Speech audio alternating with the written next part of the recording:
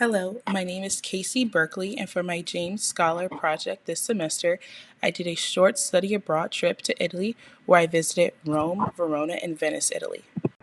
In this video, I'll share my key takeaways and reflections from the trip.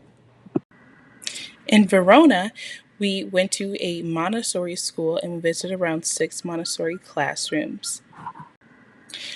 Next, we went to University of Verona where we had a lecture about the Italian education system and talked to education students at the University of Verona and their experiences as education students. I arrived in Italy March 16th, and the next day I took the train from Rome to Verona. In Verona, I found a bookstore that had many children's books. Many of the books that I saw there were the same books that I grew up reading in the States, so I thought that was very interesting to see.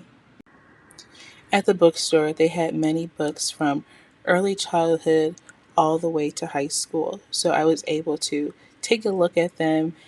While I was in the bookstore, I saw a section named Pedagogia, which translates to pedagogy, and so they have a whole section of books talking about the Reggio Emilia and Montessori teaching approaches. On Thursday, we met with a education professor and a dean at the University of Verona. One of the education professors gave us an insight into the Italian education system and the goals of the Italian education system. The education professor there explained to us that the main goal is to promote innovation and transformation at school through the development of the teacher-researcher posture. She shared that this is not just passive observation, but consideration of the context's needs, adoption of an inquiry-based approach, and empowerment of the reflective processes.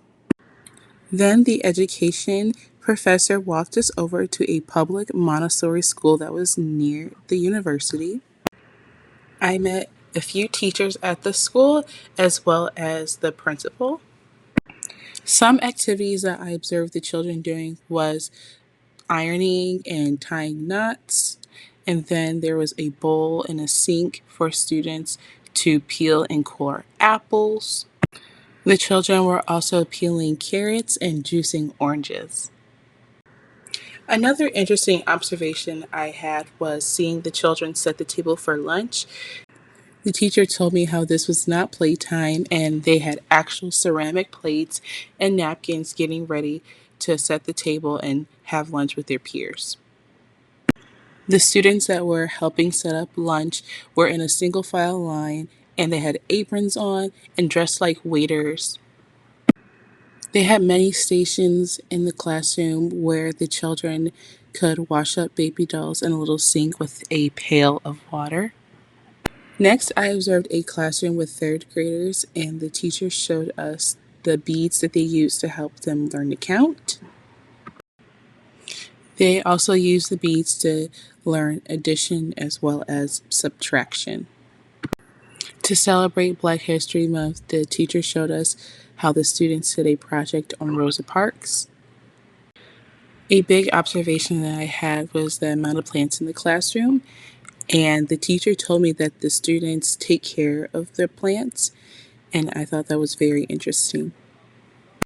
Another skill that I saw the students do was use this tool to help with learning buckles, buttons, ties, and zippers that help with fine motor skill development. There was also a little drying rack in one of the corners of the classroom for the students to hang their wet towels and dry their towels. I also observed the students using their cleaning supplies and mopping and sweeping the floors. This is a separate room from the classroom that the teacher said is used for students to relax and cool down. And at the end of the visit, we walked out with the children, and one of the students had gave me this little drawing. And I will cherish this trip for the rest of my life.